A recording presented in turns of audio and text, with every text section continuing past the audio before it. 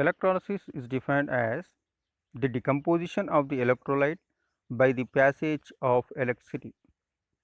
For example, when electricity is passed through the molten sodium chloride solution, it decomposes as Na plus and Cl minus ions. The decomposition of sodium chloride into Na plus and Cl minus ion is called as electrolysis.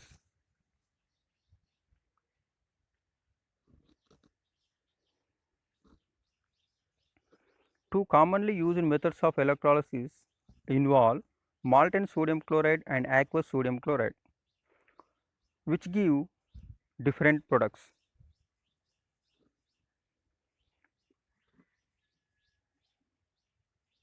As we have discussed, electrolysis is the passage of a direct electric current through an ionic substance that is either molten or dissolved in a suitable solvent. This results in chemical reactions at the electrodes and the separation of materials.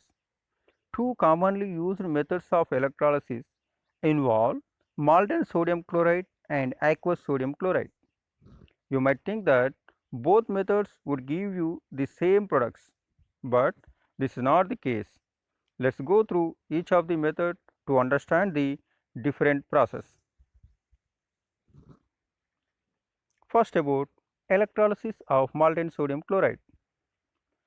If sodium chloride is melted above 801 degree centigrade, then two electrodes are inserted into the melt and an electric current is passed through the molten salt, then chemical reactions takes place at the electrodes. Electrolysis cell for molten sodium chloride. A commercial electrolysis cell for the production of metallic sodium and chlorine gas from molten sodium chloride. Liquid sodium floats to the top of the melt above the cathode and is drained off into a storage tank. Chlorine gas bubbles out of the melt above the anode. Sodium ions migrate to the cathode, whereas electrons enter to the melt and are reduced to sodium metal. In the form of equation, Na plus by taking electron from cathode converts to sodium. Chloride ions migrate to the other way towards the anode. They give up their electrons to the anode and are oxidized to chlorine gas. That means Cl minus ions moves towards anode where they lose their extra electron and converts to Cl. The overall reaction is the breakdown of sodium chloride into its elements, that is 2 moles of sodium chloride converts to 2 moles of sodium plus chlorine gas.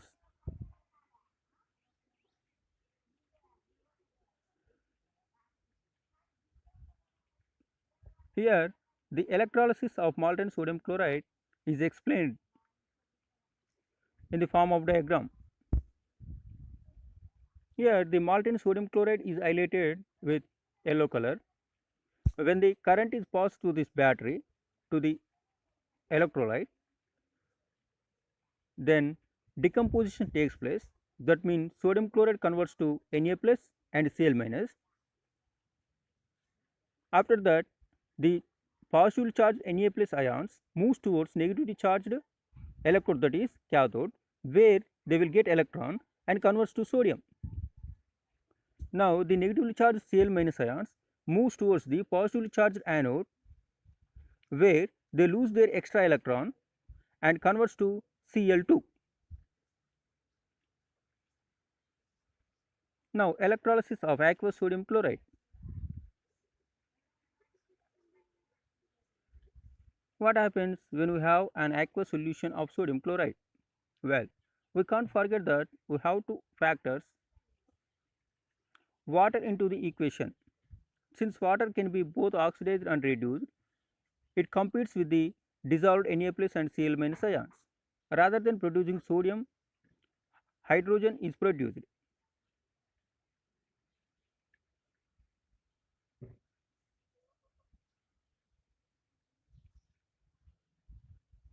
By using this electrolytic cell,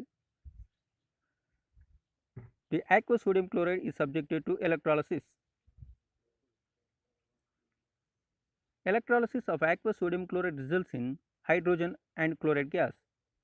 At the anode, chloride is oxidized to chlorine. The ion selective membrane allows the counterion Na+ to freely flow across, but prevents anions such as hydroxide and chloride from diffusing across. At the cathode, water is reduced to hydroxide and hydrogen gas. The net process is the electrolysis of an aqueous solution of sodium chloride into industrially useful products, sodium hydroxide and chlorine gas. Here these are the reactions which takes place in the electrolysis of aqueous sodium chloride. Water, by taking 2 electrons, converts to hydrogen gas by giving 2 hydroxide ions. The reaction which takes place at anode is as follows. Cl- converts to Cl by losing electron. 2 chlorine atoms combine together and give chlorine gas. The overall reaction is as follows. NaCl aqueous plus water liquid converts to Na plus aqueous plus OH minus aqueous plus hydrogen gas plus chlorine gas. This Na plus and OH minus combine together and results in the form of NaOH. Application of electrolysis. By using electrolysis process, we can purify the metals. For example, purifying of copper metal.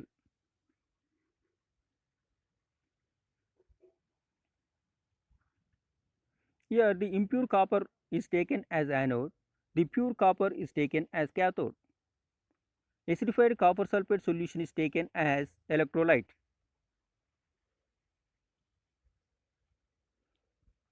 When the current passes from battery to the electrolytic solution, copper atoms from impure copper are oxidized to copper ions. The copper ions moves towards the anode. The copper ions moves towards the cathode from anode. After they reach to the cathode, the copper ions reduce to copper atoms. Then these pure copper atoms are deposited on the pure copper cathode. As the atoms of the impurities are not transported, the copper that builds up on the anode is extremely pure.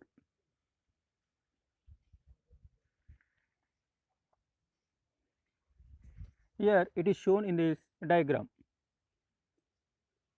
The left side electrolytic cell is before starting the electrolysis process. Here the anode is big in size and cathode is small in size. After the electrolysis process, the anode results in small size, whereas the cathode became large in size. Here on the right side electrolytic cell, black color substance is called as anode mud.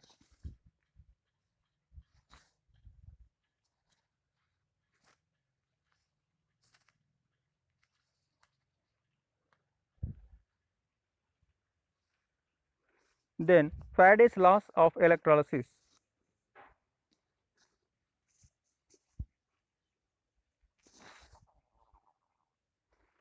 The relation between the quantity of electricity passing through an electrolyte and the amount of substance produced at the electrode was studied by Michael Faraday. The results were expressed in the form of 2 laws known as Faraday's laws of electrolysis. First, Faraday's first law.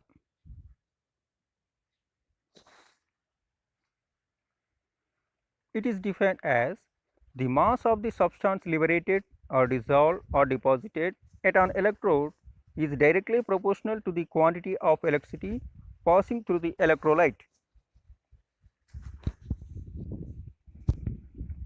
Mathematically, it is expressed as follows: W is directly proportional to Q, or W equal to E into Q. Here, W is the mass or weight of element deposited or liberated or dissolved at the electrode. Here, E is called as electrochemical equivalent. Q is quantity of electricity in coulombs. But we know that Q equal to C into T. So, the above equation 1 will become W equal to ECT, where C is current strength in amperes, T